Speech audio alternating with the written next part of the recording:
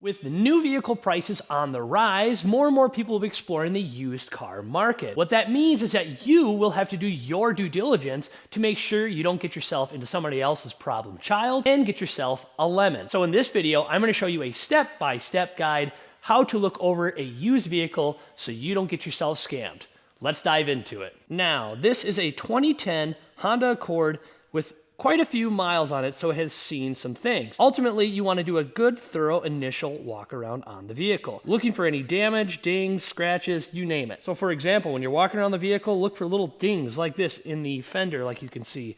Look for signs of obvious rust. As you can see right here, we have some rust in the wheel well. Also, there's rust on the bottom part of the rocker panel. Look for things like little dings in the windshield or rock chips, any lenses or lights that may be cracked that need to be replaced, and just do a good thorough walk around on the vehicle. Check for things like mirrors. Are the mirrors faded? Do they look like they're scratched or dent? Now, it does look like this thing has maybe a mismatch of the paint, so like this has been, potentially could have been in an accident before, which is another thing that you want to be aware of, is if you find a vehicle that has been in an accident that has been trying to be covered up, it is important to know that. Some places will even provide a Carfax to give you that such information. Now, once you've checked for things like dents, dings, scratches, rust, you name it, things of that nature, I like to do a good interior overview, but before that, I like to check to make sure all the lights are working properly. Here's the light switch on this vehicle. We're going to switch it on, and I will also turn the four-way hazards on. We will go back through the car and just take a peek at the lights to make sure that everything is in operational order. They are working like so. These are working good too. As you can see, the front flashes are working.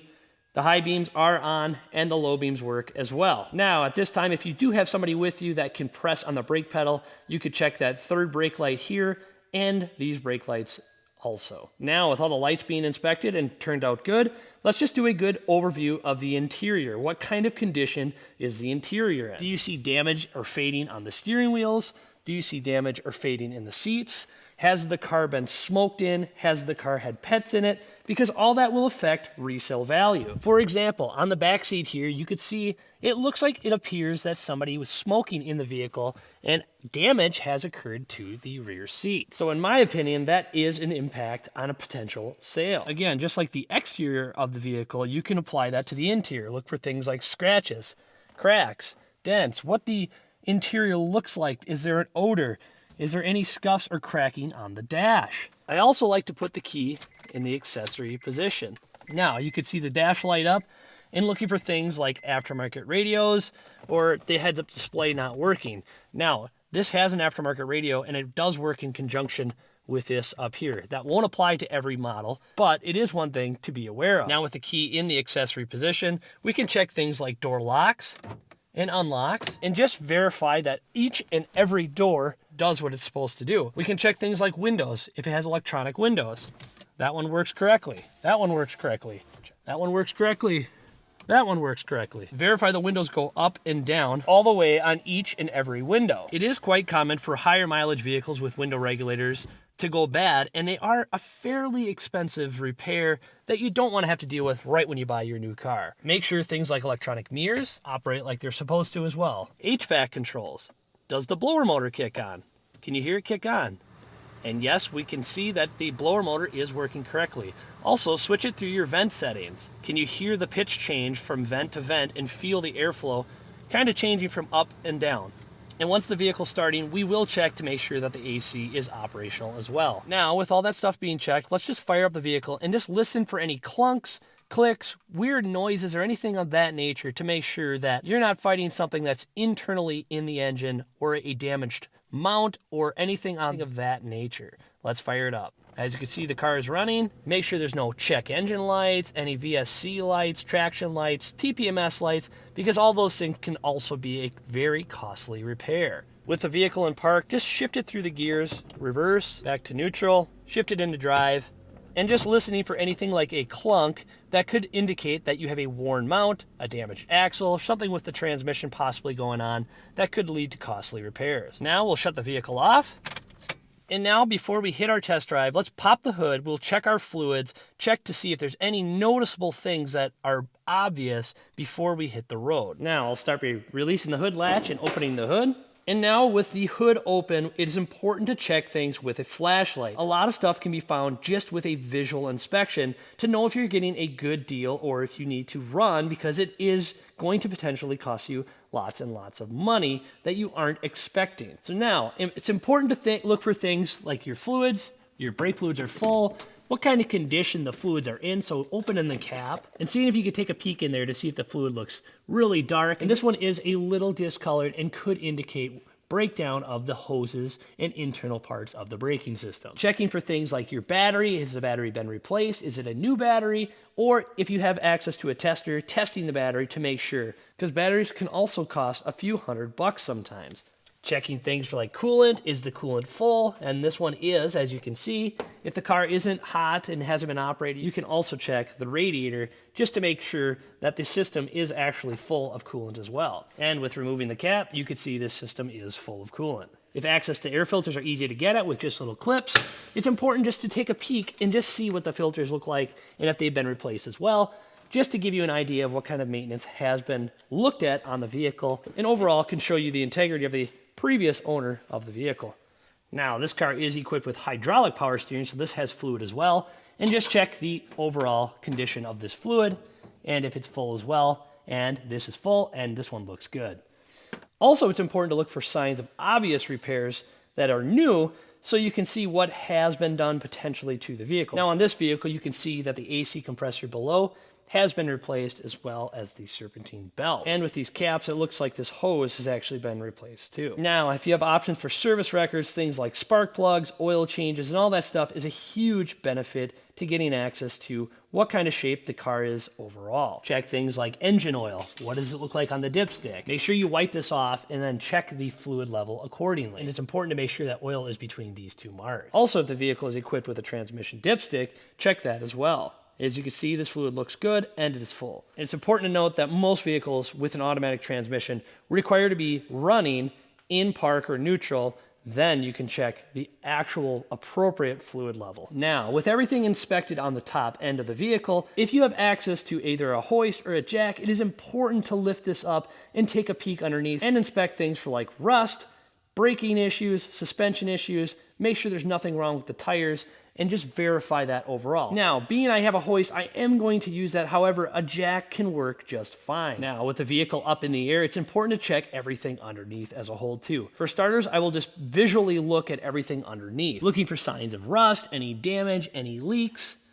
And as you can see, this thing is fairly clean underneath. Look for signs of damage to links, any struts that may be rusted out or springs being rusty or broken.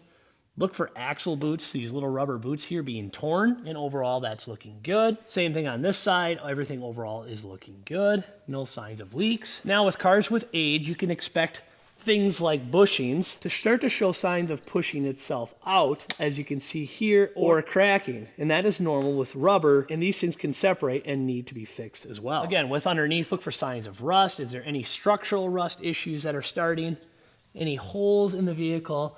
You can see there's some rust on the lower end of the pinch weld and rocker here. Now at the rear of the vehicle, the same thing applies.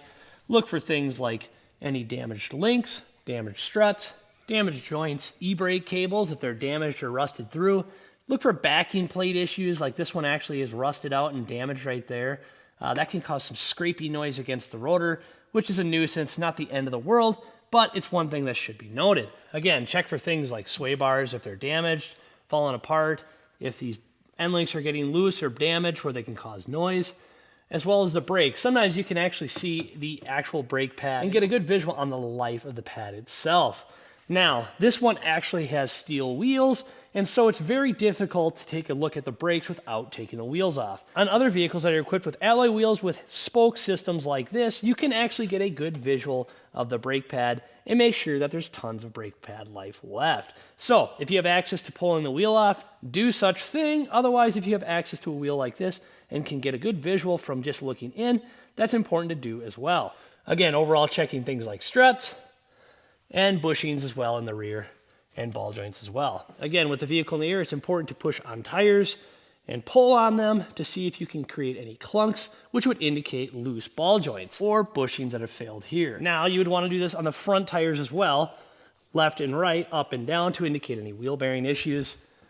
ball joint issues, bushing issues, or tie rod issues. Also, it's important to check the tires on the vehicle because tires can be fairly spendy. Do you have a decent tread depth, and is the wear of the overall tire good, not indicating a failed alignment issue? Make sure you check each and every tire. Run your hands along the top of the tire if they aren't worn and cords aren't showing. Now, once you've inspected underneath and the hood and everything else, it is time for a test drive. So if everything looks good and there's no safety concerns with damaged structure, brake issues, or any ball joint or suspension issues, now is the time to take it for a test drive. Which can indicate very important failure. So let's do just that. We'll get this thing down and go take it for a test drive to make sure everything is shifting through the gears and there's no abnormal engine noises. All right, now that everything is buttoned back up, this is probably the most crucial step, and that is the test drive.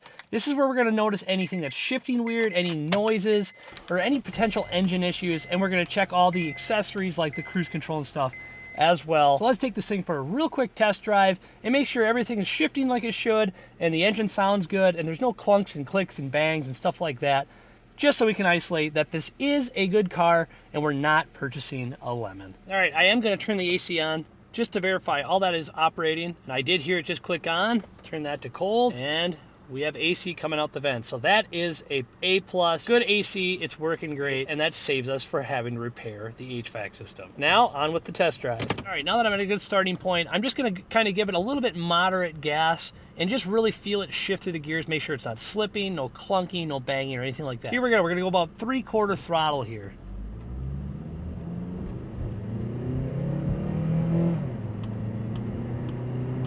One, 2 shift. 3/4 shift, and into overdrive. And overall, everything feels really good on the shifting for the transmission. Now, as you're driving, it's important to just pay attention to your gauges. Make sure there's no flickering of like an oil light, let's say, or make sure your coolant gauge isn't peaking and you're having any issues with there as well. Now I'm gonna take this thing out onto the interstate and just make sure that I'm not misfiring and everything feels normal up to speed here. So here we go, merging onto the freeway. Acceleration is good. Turns feel really good and tight. No notice of clunks or anything like that. No scrapes. Accelerates to highway speeds nicely. I'm gonna try the cruise control, set that. Cruise control is working. And overall, everything feels normal at highway operating speeds. Coming to the exit ramp here, we're just going to make sure that everything feels smooth on braking from highway speeds as well. So I'm gonna go a little aggressive on the brakes just to feel them grab, and everything feels normal with the braking system as well.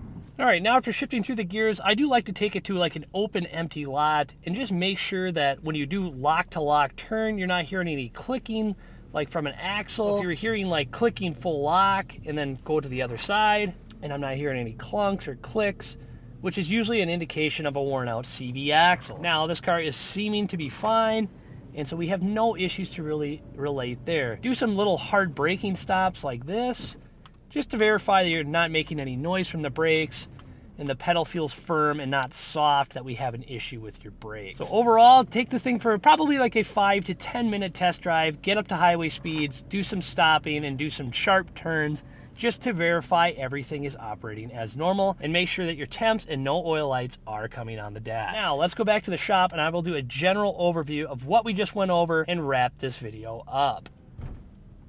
Now our test drive is complete. A thing I like to do after a test drive is what I want to call a smell test, and just kind of recap of what you already inspected before the test drive. Make sure you're not smelling anything like burning oil or like a coolant smell or any abnormal smells that you wouldn't smell on a typical car after driving. So you could pop the hood and just take another peek underneath the hood.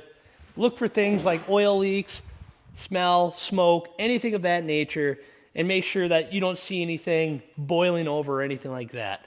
Now, once the car has checked out good, or if there's things that may need attention, that's when you can either cut the cord on it or address those issues with the person you are buying the car from, whether that be a private party or a dealership. Now, an important thing to always remember is there are resources out there such as Kelley Blue Book and other comparable comp sites that will offer kind of a ballpark price. It's never always accurate. However, it can put you in the right direction for any negotiation that you might do to buy a used vehicle. So just to recap, this is a general overview of what to check on a used car before purchasing.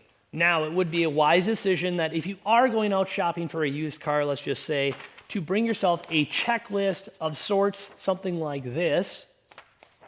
Again, this was a general overview. There's many makes and models and different types of drivetrains for each and every car. This is supposed to just give you a basic understanding on what to search for so you aren't buying yourself a lemon. Like, subscribe, and good luck shopping for your next used car.